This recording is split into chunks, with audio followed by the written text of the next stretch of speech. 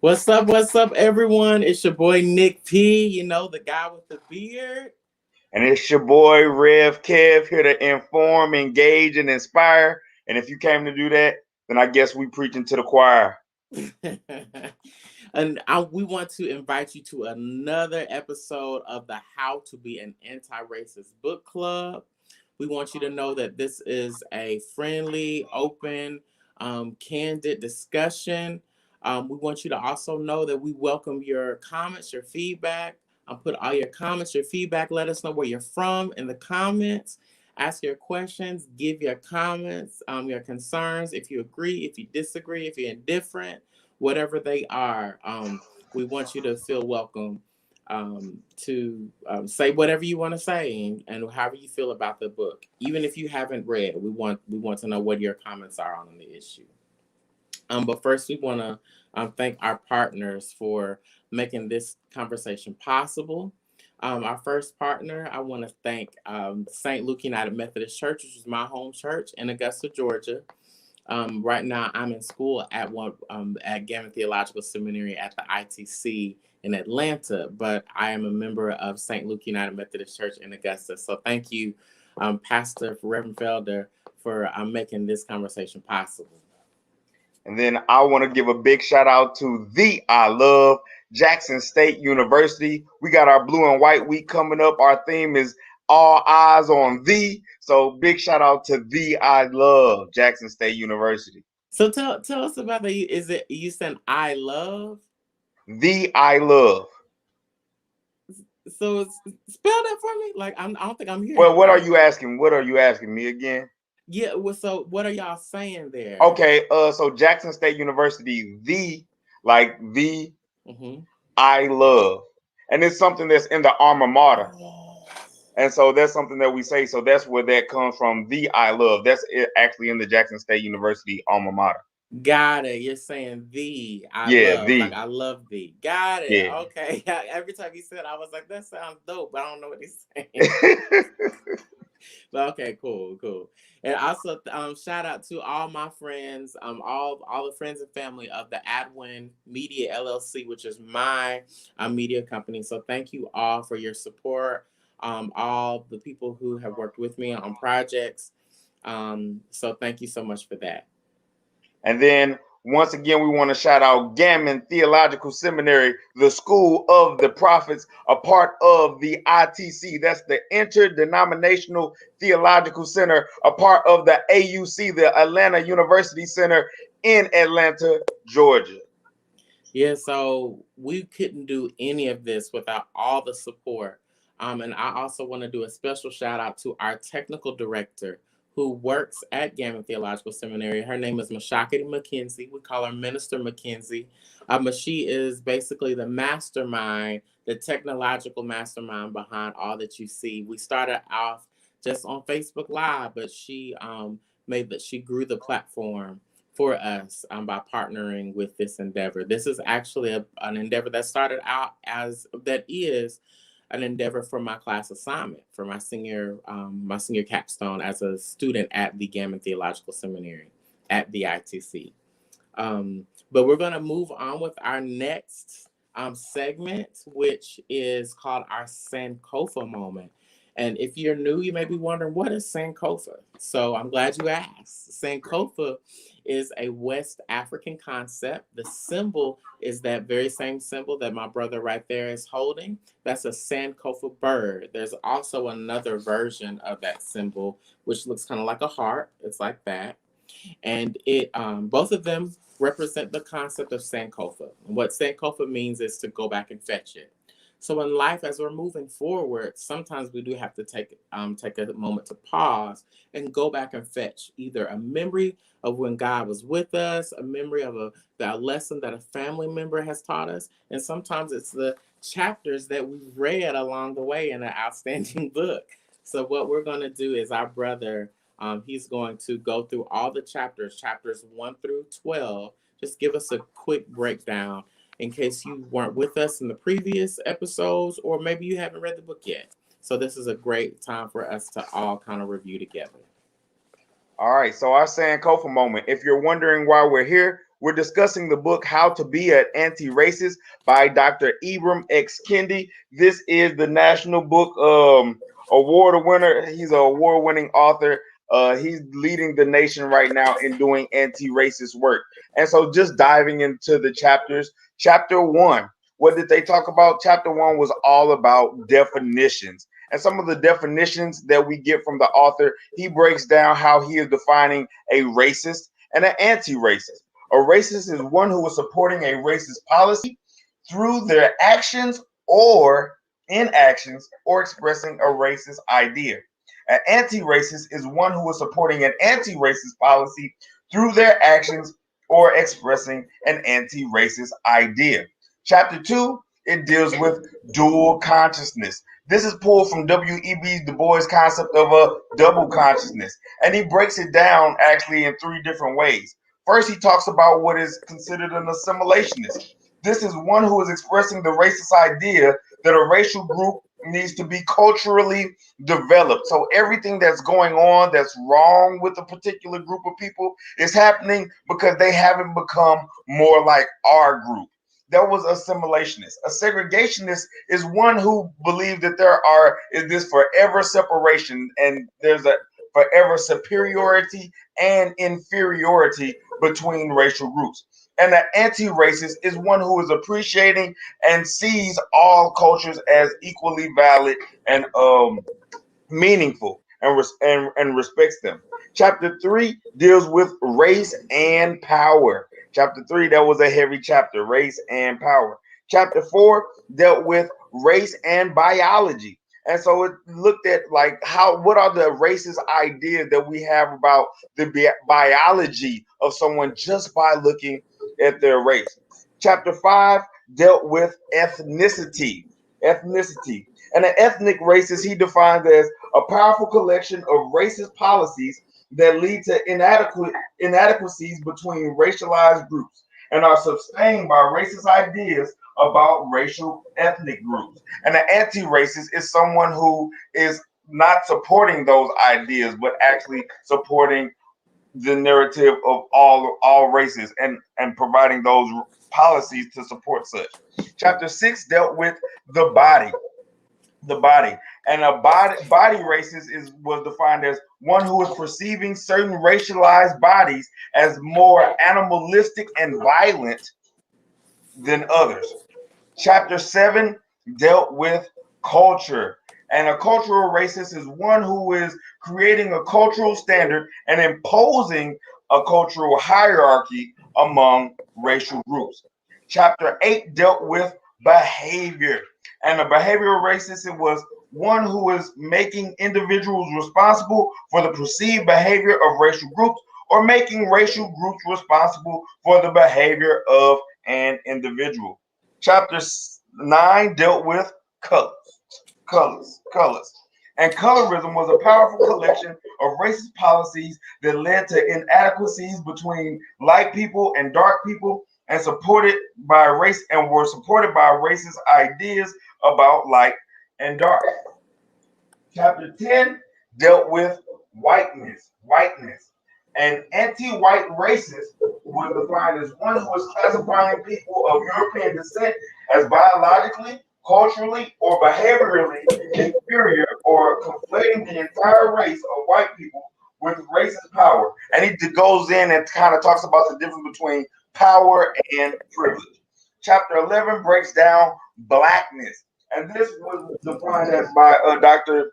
Kendi as the illusionary, concealing, disempowering, and racist idea that black people can't be racist because black people don't have power.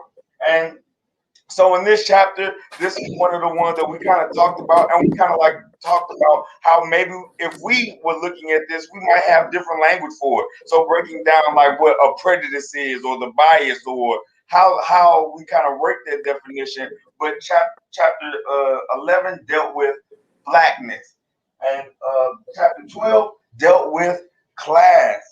And a class racist is one who is racializing classes, supporting policies of racial capitalism against those racist classes, and justifying them by racist ideas about those classes.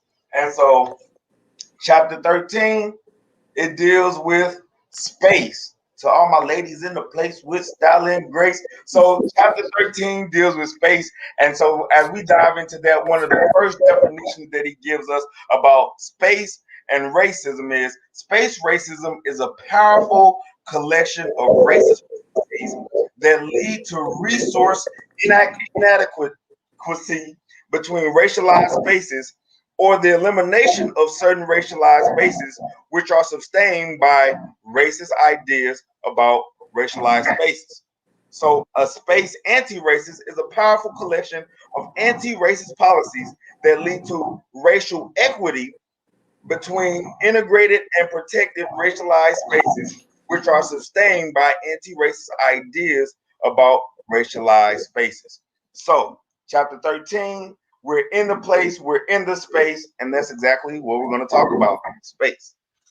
Whew, that was so rich. That was so rich. So I hope that you have been journeying with us, and if you haven't, I hope that just that brief walk through the chapters kind of sparked your interest to continue the conversation with us every Thursday evening, 7 p.m. Eastern Time, 6 p.m. Central Standard Time. But like my brother said, tonight we're talking about space racism, and one of the first things that came to mind is like in one of our previous episodes, I talked about a particular organization that did a march in my community. I live in a predominantly Black community, right next to the new stadium in Atlanta and the new Mercedes-Benz Stadium in Atlanta. And this particular organization did a march in our community. And although I appreciated the discourse and the action or the public attention that the march kind of incited around the Black Lives Matter movement, I'm really interested by how it takes tragedy for us to want to go into Black spaces. We find that it feels almost, I'm going to just put it out there, it feels almost opportunistic that how we wait for the right opportunity to join a narrative. Um, it's oftentimes that we have to kind of look within ourselves and see, are we willing to do the work when it isn't glamorous, when there's the hashtag hasn't been made yet for it. And so do we kind of relegate spaces as that's not my space, that's not for me. um but this chapter really invited me to kind of question about those spaces that we as human beings, like how often we kind of take certain spaces and treat them as other, and treat them as that really doesn't have anything to do with me, until something tragic happens, then I want to be a part for a fleeting moment. Um, but one particular, I guess, a kind of a defining chapter or defining paragraph for me in this chapter was on page 169. And so basically, this chapter, he talks about when he went to Temple University and he began his graduate level studies, and how his academic advisor really coached him through the process of kind of rethinking a lot of that embedded ethos that he had, that had been shaped and developed along his life. And what I mean by embedded is those things that were placed in him even as a kid, and that had taken root and grown and produced fruit in his life. Fruit that may be favorable and fruit that may be unfavorable, but nonetheless, the things that have been embedded, and how his education afforded him the opportunity through his advisor to kind of scrutinize some of those things. Scrutiny is not a bad thing. It's good to kind of evaluate deliberatively what we want to keep about us and what we want to kind of work with. or kind of or even eliminate. But that's how he starts the chapter, talking about his entry into Temple University. And on page 169, he reads this, or he writes this. He says, on the in the second paragraph, the first full paragraph, he says, racist Americans stigmatize entire black neighborhoods as places of homicide and mortal violence, but don't similarly connect white neighborhoods to the disproportionate number of white males who engage in mass shootings. And they don't even see the daily violence that unfolds on the highways that deliver mostly white suburbanites to their homes. In 1986, during the violent crack epidemic, 3,380 more Americans died from alcohol related traffic deaths than from homicides. None of this is to say that white spaces or black spaces are more or less violent. This isn't about creating a hierarchy. The point is that when, let me see, is a book club? Okay, a pastor was asking if book club was on tonight. That's why I saw the message. Sorry about that. But he continues and he says, the point is that when we unchain ourselves from the space racism that deracializes and normalizes and elevates elite white spaces while doing the opposite to black spaces, we will find good and bad, violence and nonviolence in all spaces, no matter how rich or poor, black or non-black, no matter the effect of the conjoined twins. So we let's consider how often um, we kind of we think of a neighborhood being black, even in societal stigma, a neighborhood being black or school being about black, and how we kind of think of that area as being a place that's unworthy of our attention, unworthy of our dollars, unworthy of our support and time, unworthy of our community service.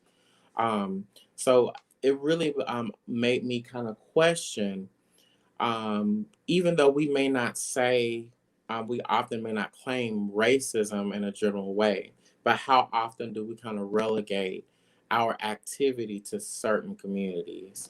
Um, so it really invited some thought. What are some of your thoughts, brother? What were Yeah, some things that stuck out I to you? appreciated how this chapter followed class. Like, so a lot of time when we talk about race, that will draw out different emotions as opposed to talking about class. Like, people are more likely to talk about class because you can kind of lump the groups more so together with class. You got the higher class, you got middle class, and then you got the lower class. Like, so it seems a little more friendly, and I like how this chapter kind of breaks down, like, it's not just doing the work of being an anti-racist, but there's this anti-capitalist notion that we have to also be willing to confront. And so us talking about class, space, and then also looking at race, what it brought to my mind is how we'll look at certain school districts and we'll say, oh, well, those kids are underserved, or they're this is a bad neighborhood and things like that. And we might do the work of community service.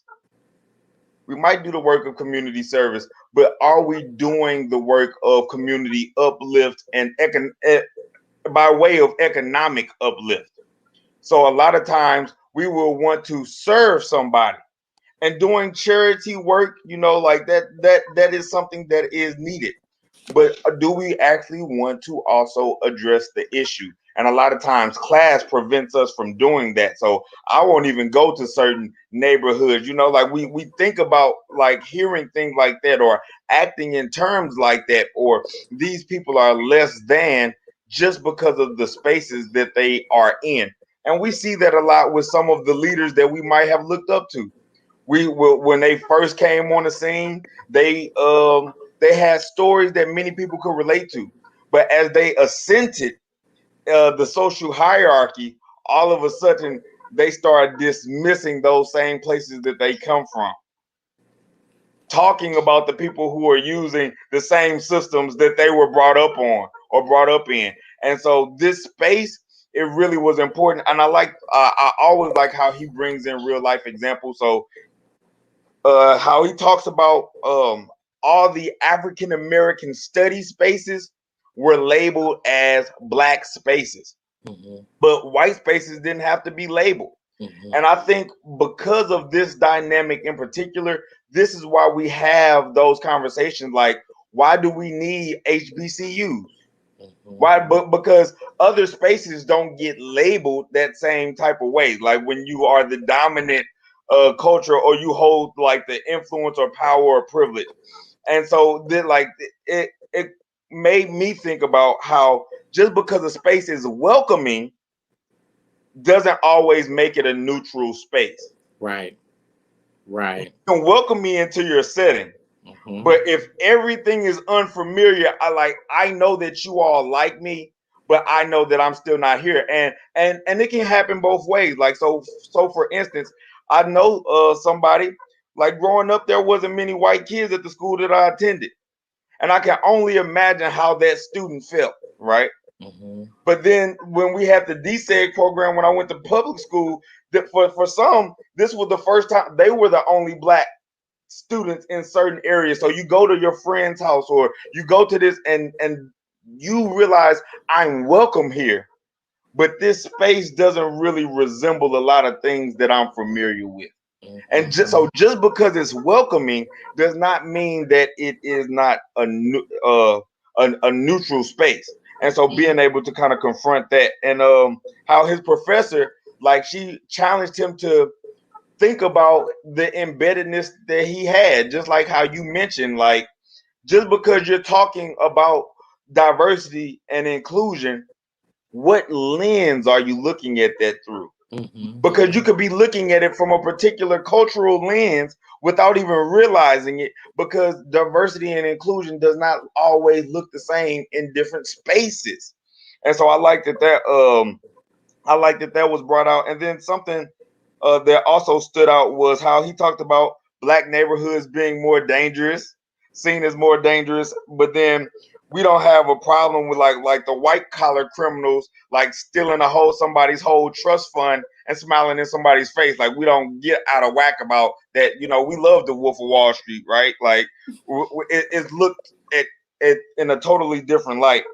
And when he starts the book off in his undergrad at FAMU, which is a HBCU, and Mm-hmm. now he's in his graduate studies at Temple, and he says he's not, like, he's one of the few black people like that are in these spaces, but it was one other person who went to Temple with him that was from FAMU, but she always talked bad about FAMU, which he didn't like.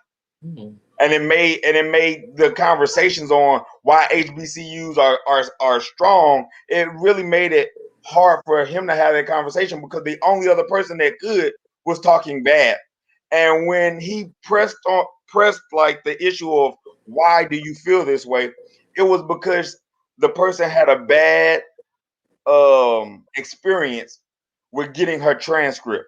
Mm-hmm. And so she just condemned the whole university for that. So I will say the office workers at your institutions, they go through a lot. And with those positions, they really do matter, because Mm-hmm. alumni support, that's the thing. But going back into the book, blaming a whole group of people for the incident of one person or a few, that's what kind of came to my mind. Like, you write off the whole institution and brand it in a bad light because you had a bad experience here. And so it made me think about what space means, what body in a space means, like, and the intersectionality of each of these concepts of race, and what do they mean in different spaces. And I'm glad you said that, because I liked what he said when he was talking about HBCUs and what he was talking about the real world. And when he was saying how so many people Well, he was talking about someone by the name of he called her Aisha Tyler, I think. Yeah. Her being from Dartmouth, and he was having a conversation with her about the argument of HBCUs not preparing you for the real world. And what he says, if I could read this paragraph for y'all, um, it's very enlightening. It kind of helps us to kind of see when we're saying the real world, we're actually placing one particular world on a hierarchy as if that's the only one. This is what he says on page 171. He says, I heard my uncle say, like Dartmouth alum Aisha Tyler, that HBCUs do not represent the real world. The argument, Black students are better served learning how to operate in a majority white nation by attending a majority white university. The reality, a large percentage of, perhaps most, Black Americans live in majority Black neighborhoods, work in majority Black sites of employment, organize in majority Black associations, socialize in majority Black spaces, attend majority Black churches, and send their children to majority Black schools.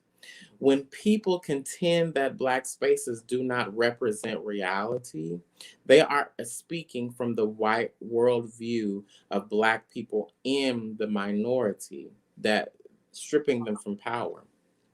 Um, they are conceptualizing the real world as white. To be anti racist is to recognize there is no such thing as the real world, only real worlds, plural, multiple world views. We have to understand that everything is in context, that everyone thrives in context. There's no one way to thrive. There's no one way, just like us preachers, there's no one way to preach. You have some people who preach from a manuscript. You got some people who preach from bullet points. It's a context. So we have to understand that human thriving, human potential, human wholeness, human wellness, it's very contextual. So we can't devalue other contexts and other institutions as and only place one particular space or life or world on the tier for all others to assimilate to, because when we if we do that and we claim diversity, what we're really telling people to do is we're welcoming you to come assimilate to our worldview. We're not really welcoming new worldviews and new human experiences. We're just welcoming more robots to come and be subjected to our programming. That's essentially, and we're all. I think we're all guilty of that. But I think what is important of this book is that it helps us to be able to kind of critique ourselves, because what he's doing in this chapter is not just sanctimoniously saying what he thinks is wrong and right about society. He's actually doing a self-critique as well. When he goes to Temple University, he's actually evaluating, which we'll see in other chapters, so make sure you tune in next Thursday, that he's critiquing some inner things that he has to do away with, some inner turmoil that he's been subjected to because of the capitalistic society that we live in, and some of those frameworks he's actually deconstructing through this process of kind of scrutinizing this system of making some spaces almost sacred and making some spaces like completely devoid of any type of sanctity or spirituality. But it's and also you said something. I think you said it, but or maybe I'm just gleaning this message out of something you said, my brother.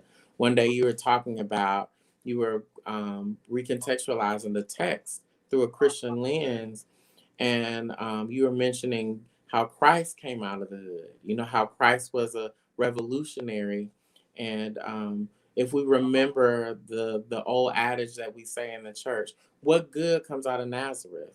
Nazareth was a space where no good, people associated no good is coming from. But it's amazing how when we let go of our human constructs and our human rigidity, how God can breathe life and literally eternal life and eternal salvation for humanity through the Nazareths all over the world. Yeah. And I think that we have to see the sacredness of all spaces.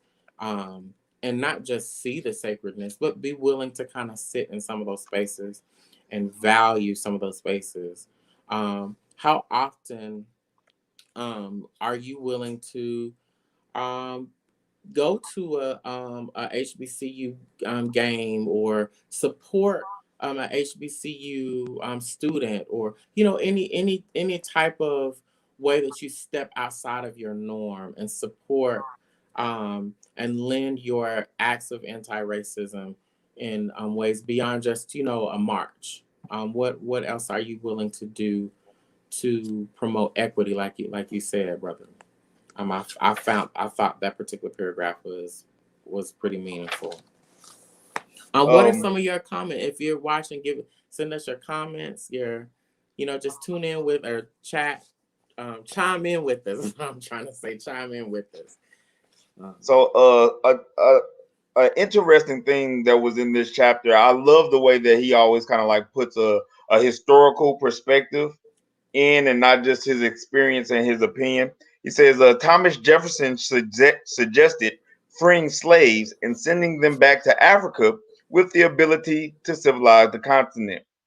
Um, hmm, leading up to the Civil War, black leaders in Georgia were asked if black Georgians would rather separate or integrate with white people. So Georgia has always been on the political scene doing things. Georgia votes matter.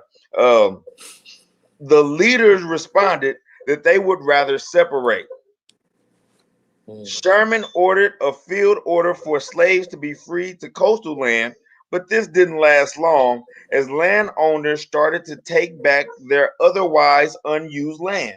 hmm, Segregation led to underperforming black schools. Again, segregation itself was blamed instead of the wide gap in funding to each school. The spaces were racialized as a casual factory for inequality. And like so that like just really kind of like jumped out at me because it screams we have to get to the root of things. Like a lot of times we will give something language, which is good. We will label it, which is good. But then we just blame the labels without changing the ingredients, right? hmm, The label says this will kill you, so we just stay away from the label. No, learn what's killing you, hmm, because that stuff hmm. is in other stuff. And like so, like that's just jumping out. Like so, okay, well It's good. maybe we can try it this way. Okay, but because of these policies supported by racist ideas, people were able to not have to support that.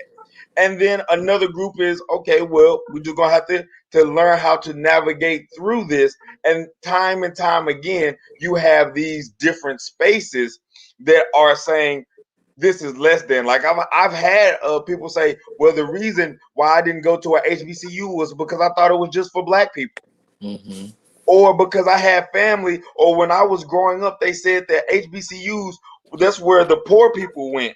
hmm, That's where the less smart people went. Like so, there were all these stigmas, and so the Dr. Kendi he brings Kenneth Clark's study in here a lot, but that's where we start seeing how just because something is separate doesn't always mean that it's equal, because those social stigmas can still cause harm. And as all my people who are Methodists that are watching this, you know John Wesley's simple rule: do no harm.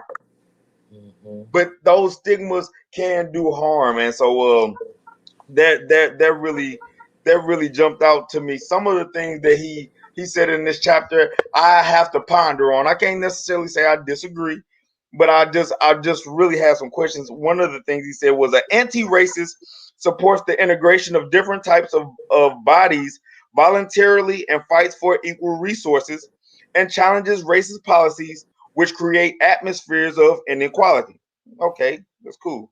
However, an anti-racist did not suggest that any space attributed to a single racial group will inherently have a negative effect on an individual because it is a white or black space.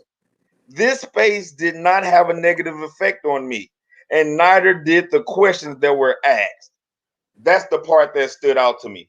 I think this is just my perspective. I think the author in this particular section is trying to stay true to his claim of like cultural and behavioral racism and what it is to be an anti-racist by saying you can't blame a whole group because of the actions of a few, and then you also can't say that one group is like this because of their code. Like you can't just write off a whole group because of it. So I think that he's trying to stay true to that. And so I can listen to it. I will engage it from that perspective. But then I also wrestle for the times that people have seen or the time that people have experienced. Okay, I'm not judging, but I don't feel safe here. Like, Mm-hmm. like I don't want I'm not telling people to go out here and not be informed, Mm-hmm. but we also have to be informed and address our assumptions and our bias. Like we have to be able to bring those to the table. But because when he said like it didn't have a negative effect on me or nor did the questions that were asked, I was thinking to myself, but that the nature versus nurture. Nature is one thing, but sometimes if you have a good nurturing community around you, then yes, you can overcome a whole lot of things. But what about in your community if you don't have that? One of the Mm-hmm. films that just came out is Judas and the Black Messiah, and William O'Neill was the informant that for the FBI, but he was 17 when the FBI approached him. What would you do? Like, I'm afraid to do my taxes. Like, Right. I don't want to mess up anything. I'm dotting my I's and everything. Like, Uncle Sam, please, I'm doing this stuff right. You come up to a 17-year-old, and this is not just the police, this is the FBI approaching you. I'm not condoning what was done, but just looking at that, like how a child is being where was the parents? Mm-hmm. And it's like we can ask a lot of questions, and it's not to point blame, but how was he able to go this far just being a young man at the time? Because Fred Hampton was only 21, and so it made me think about like the context and how sometimes your context you can be a product of your environment. Mm-hmm. Sometimes the work of being an anti-racist is learning how to confront somebody in your family or your community because how he defines racism in the first chapter is somebody who is supporting a racist policy by their action or inaction. And a lot of times we just want to confront the actions, but sometimes it's because we didn't know how to confront grandmama and them Mm-hmm. that those ideas were able to persist because we never confronted them or called them out. And then too, it's an hour just wanting to just be okay with the way things are, or just saying, that's just the way it is. Why are you making an issue out of it? Why are we talking about this? So it's not just our close connection to it, but it's our ability and our unwillingness to not get close to it, because we just think that that's just the way it is. We just kind of you just kind of get along the go along type of thing. But I totally, I think what he is inviting us to do, just like how you said, is to wrestle, and to keep wrestling, not to ever come to a complete resolve or that we have figured out, but to keep wrestling. And even when you mentioned about how you empathize with people who say, "I'm not judging, but I don't feel safe here." I think what I was gleaning from his larger narrative is that the space racism is when we kind of relegate all spaces, to black spaces are inferior, Mm, not positioning myself in that context and observing my context and saying, hey, this may not be, or I need to watch my surroundings. But I think it's the fact that we say that, like I've heard, I grew up in predominantly white context, and as far as school, I grew up in predominantly white schools, and one of my high school band directors said, I don't like black bands. He didn't say a specific one that he went to that he didn't like. He said, I don't like black bands. And so, me being under his instruction, I noticed how the I don't like black bands was actually codified. I don't like black bodies. Because I Mm, noticed how his instruction, he would relegate my instruction for me to simply just go do what you're already talented and what already um, uh, benefits or privileges me. I don't want to spend time to teach you an instrument. You already play the piano, so I'm just stick you in the pit to do the xylophone because you already play the piano. Xylophone ain't but the piano, but you hit with mallets. So I wanted to learn how to play like the trumpet or the saxophone, and I wanted to be taught how to do that. But as opposed to teaching me an instrument, and equipping me with the ability to do like the other, like many of the other musicians did, be out there marching and doing all that. He preferred to stick me in an area because he just viewed that would be mm, beneficial for him because he didn't want to be in relationship with me to teach me something new. And I think that's what he's saying. It's the inability to wanting to get close to other contexts, other spaces. And that actually equates to a devaluing of black bodies. I think that's what he's saying. And Tracy Malone says, thank you for this. Yes, thank you for tuning in, Tracy, and you're welcome. so Um, so oh, so go ahead. So I also like I think about this with HBCUs too. Like so there are some and there's some HBCUs. I want to say Lincoln in Jefferson City. There's two Lincolns that are HBCUs. One is in Pennsylvania, and then the other is in Jeff City, Missouri. The one in Jeff City, because of the area. That's that there are more white people in that area, so now more white people are attending Lincoln, then you will have black students. And a lot of time when we talk about HBCUs, we don't look at diversity the same way because it is labeled a black space for it to be almost seen as sacred, right? We want to make sure it's like that, but we actually don't acknowledge how you have the increase of Hispanic students. You for a long time, international students and HBCUs have had a connection. Like if you just Hmm. look at the history of HBCUs, there have been a lot of the diversity have been there, and now even white students are and they this isn't a new thing. It's just that we're finally having the conversation about it. Those things are also happening, but what happens is how you mentioned earlier, it shifts the dialogue by saying that there is more than one worldview that makes a real world as opposed to the one that has been at the top of the social hierarchy totem pole, and it starts asking us to construct some different ideas. And since Gammon is supporting this, let's bring a theological perspective in this. We made the correlation of Jesus coming from Nazareth almost being similar to like Jesus coming from the hood, right? Hmm. And he came for the Jews, right? But he came from a rougher part where Jews are like, hey, we don't want to come from this. But when we look at so we're talking about places and spaces. When we talk about Matthew 15, and it's also found in Mark chapter 7, that's where in Matthew 15, there's this Canaanite woman who has a demon possessed little girl, and she's calling out to Jesus for help. And his disciples are like, Jesus, tell her to go away, because she causing a scene. And so she doesn't leave. She persists. And she says, she lets Jesus know what's going on. And he was like, why would I throw God's children's food to the dogs? Call this woman a dog. And then she says, even the dogs get the crumbs from the master's table. And in Matthew 15, he tells her, go, your faith has made her well. And so what does this have to do?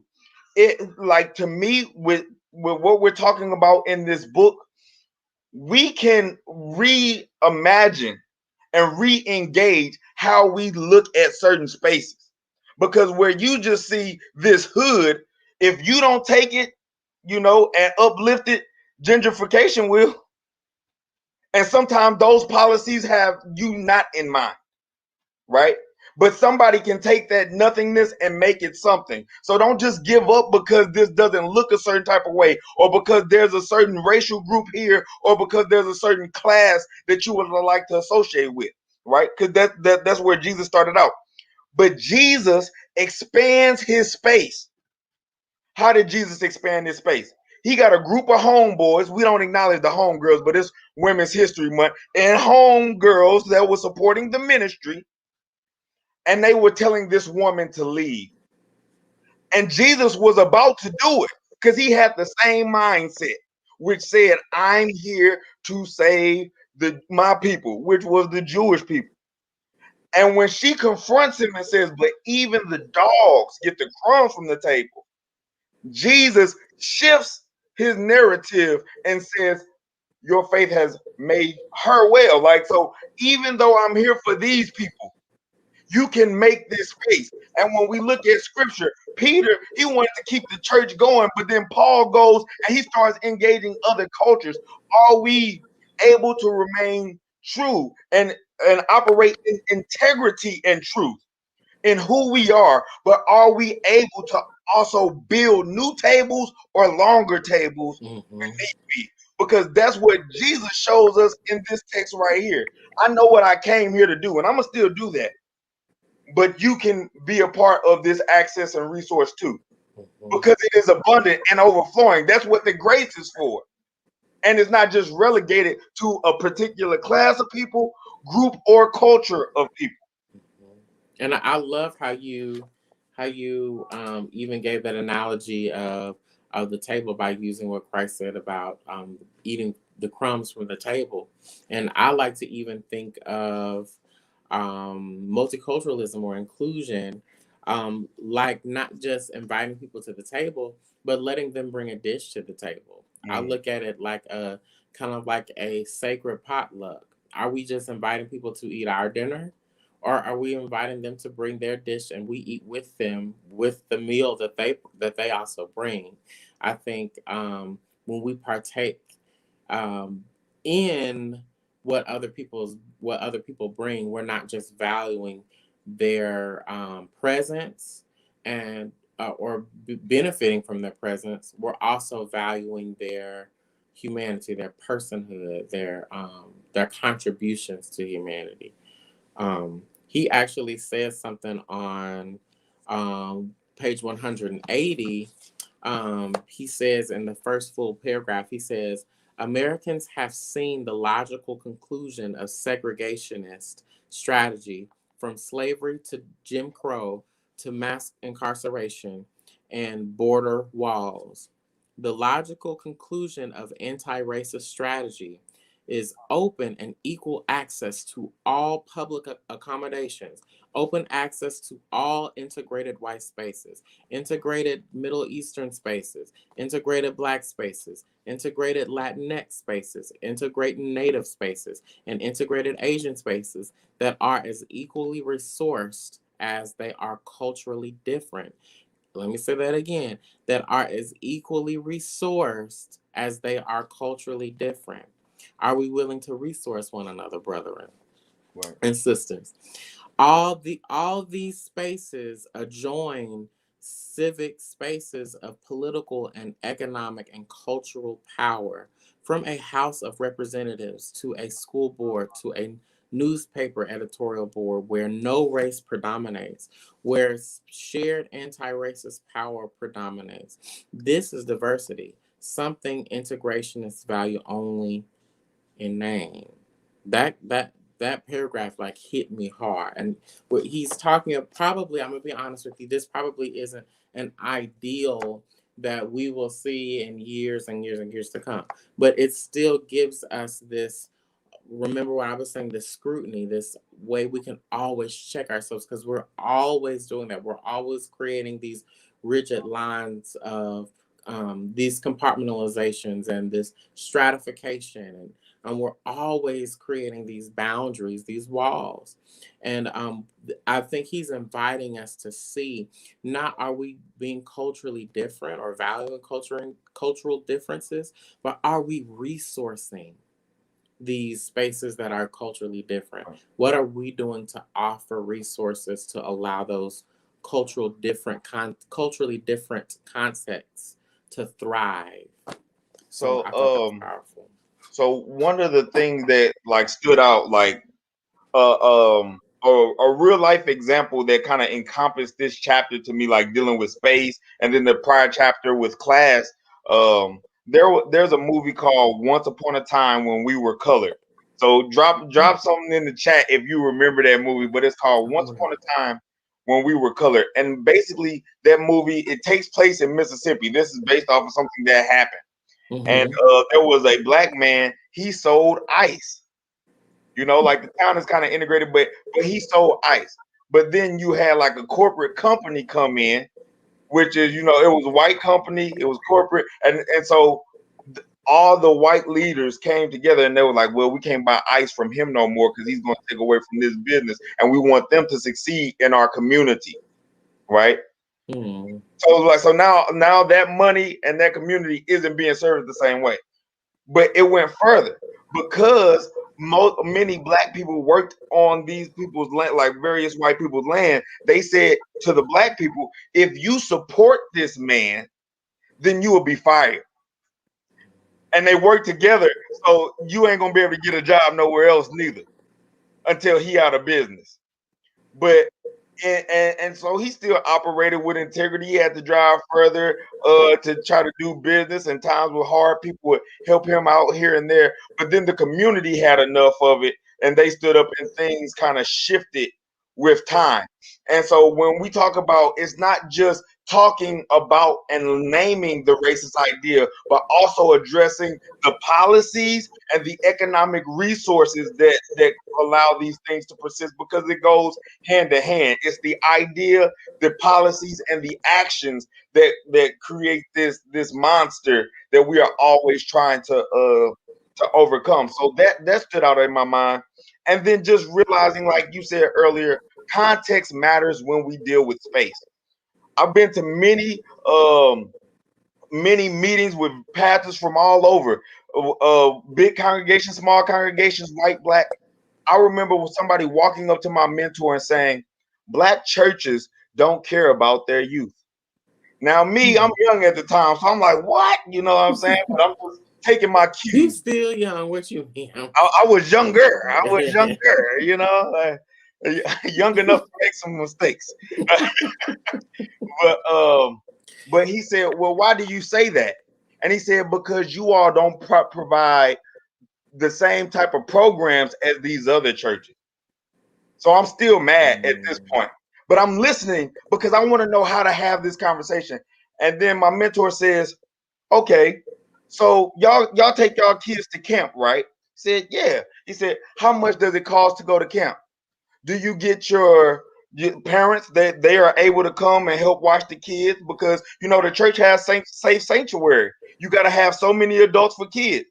And do they have spending money when they go? They're like, yeah. He said, and where I am located, parents can't get off work to go to camp for a weekend. They can't afford the whole cost of the camp, so we have to be able to do that. Students, they a lot of times they don't have the resources, and this isn't all students, but these are students that we also have to think about. We have to think about them having food to eat, a little spending money, and making sure that they have the proper necessities while they are gone with us. And so it's not that we don't do these programs. We have to partner to do programs. And in partnering, it's not about the credit, it's about the impact. And so when he broke it down like that, it was like, so some people, because our contexts are different and we're not actually getting out of our context, we don't actually know how to do ministry in context. Because my Right. context says, I'm not concerned with whose name is on this billboard. I'm happy that the work is getting done. Mm-hmm. Where some contexts might look different. Some might say, well, impactful ministry for people who don't got money, it looks like people finally giving money. But to the other places with money, it's like, hold on, my members give money, but that don't mean that they move by the Holy Spirit. We Right. doing charity work, like, and Right. so letting the Holy Spirit move us in such a way to where we know how to actually meet physical needs by the abundance and grace of God, which is provided before. But that takes us being intentional and aware of the spaces that we are in. God was around way before God. We acknowledge God in this space, in this human form. And how are we continuing to do that work of acknowledging God's prevenient grace in and around us, even when we're not aware of it? So there's something about context. Here at Gammon, we have a class called Ministry in Context. It's a year-long class, and it which is the class that I'm in, that this particular endeavor was birthed out of. This is an assignment for that particular class. And it's powerful how when we begin to unpack contexts and spaces, as the chapter says, and we give room for the nuances of context and spaces to inform how we do ministry, how we do charity, how we do relationships, how we form equity, real equity that's based upon the context. I think it's powerful when we consider the spaces and not create a one particular worldview or one particular real world that we think that all people should be prepared for. I do think that understanding, like what he says, the space, if you can see that, the space should really inform our strategy. Because it was another word that you said, brother, that is one of the things that we were judged in, or that we're graded in, is impact. So a lot of times we do all this program, we got to do this and got to do this and we do this and doing this and we're doing this book study or doing this. But when are we going to talk about the impact? And I think impact comes from sitting in a lot of those things. We kind of rush through things sometimes in life, and we kind of like to, like in church, we also like to program a lot of stuff and program and this and this and this, but we never get to sit with things that are uncomfortable and ask questions that are uncomfortable and just sit in the discomfort. I was talking to a friend today about, like, when you're stretching before a workout, what really makes it impactful, I like your word, using your word, is that you have to lean into that discomfort. Anywhere where you're seeing some tension or some tightness, you have to lean into that. And I think in chapter 13, he's inviting us to lean in uncomfortable spaces and kind to be and be open to deconstructing some of those boundaries, those walls, those rigid walls and boundaries that we form, and allow ourselves to kind of press into those spaces where we're awkward, and then even ask, do these do are a lot of the embedded notions that I kind of held dear to, are they really based upon legitimate experiences? Right. Are they based upon misinformation or inexperience? And Right. so I think Is this space uncomfortable, or is it unsafe, or is it just uncomfortable? Because that's a there's a good difference. question right there. Is it unsafe, or is it and then we could even ask, why is it uncomfortable? What Right. about it is, like, when we do and it's we're almost at our closing point. I'll let you close. Well, actually, you want to ask maybe one of the questions from the workbook um while we're well, I guess I can pull it up. I know Yeah, kind of I how have it. I have it too. you got. Okay. So, black spaces are overtly black. True or false? Ask that one again. Black Ask- spaces are overtly black. True or false? so black spaces are overtly black. So I guess for me, when I hear that, I would ask what is meant by black. Are we meaning the race, or are we meaning Black and culture? What are we meaning by Black? I'm curious to know what y'all think, viewers. Yeah. What do y'all think?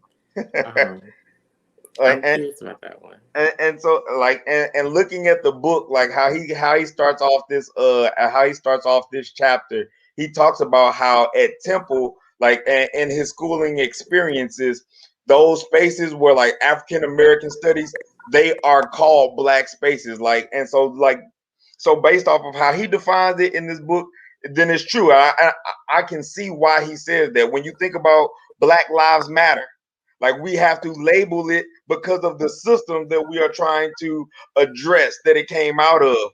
When you talk about the Black Panther Party, look at all the stuff that they did, but you have to let it know, like so those spaces, historically Black colleges and universities, like, you got to put it on something. Where white spaces, they don't have to do that. So the next question was, white spaces disguise themselves as multiracial spaces. And so that's why you always get that pushback.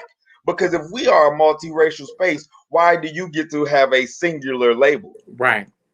But I'm gonna even push back on that one. I think white spaces are often labeled as multicultural spaces. I think what we often confuse culture and race, and we think just because we hired a brown person or a woman that all of a sudden it becomes multicultural. No, we've just welcomed that person into the space, but we don't always engage other Right. cultures into the framework. Can I bring the potato? I got Christy. Don't put raisins in it, though. Christy, you got to come here, roll. And so the last question we are asked, because we're a little bit over time. Yeah. True or false? One bad experience can give a space a bad reputation. It depends on who's the constructor of the reputation. That's my critique. I don't know. I'm overthinking that. I think. What do you McDonald's say? McFlurry machine never works when I'm there. One bad Good point. experience. One bad Good. experience. I'm at Wendy's getting Frosties from now on. Help us with our critique of McDonald's, Dr. Kendi. Help us. Help us. But beloved, we thank you so much for joining us. We are 30 or 3, I said 30 minutes, 3 minutes over, but we had so much fun this evening. Tonight was a different struggle. Every week is a different challenge, a different wrestling that we're doing, which is good. We need to wrestle. We need to be working those human spiritual muscles that we have. Not just letting our get muscle atrophy of the spirit. But we want to invite you all to join us again next week, next Thursday, as we tackle chapter Gender. 14. Next, what did I say? Yeah, Thursday. I said Wednesday. Did I say yeah. Wednesday? Next Thursday, chapter 14, we'll be talking about gender. Thank you, brother. And we'll be right here, 7 p.m. Eastern Standard Time, 6 p.m. Central Standard Time. So thank you so much for joining us, and we are out till next week. Peace.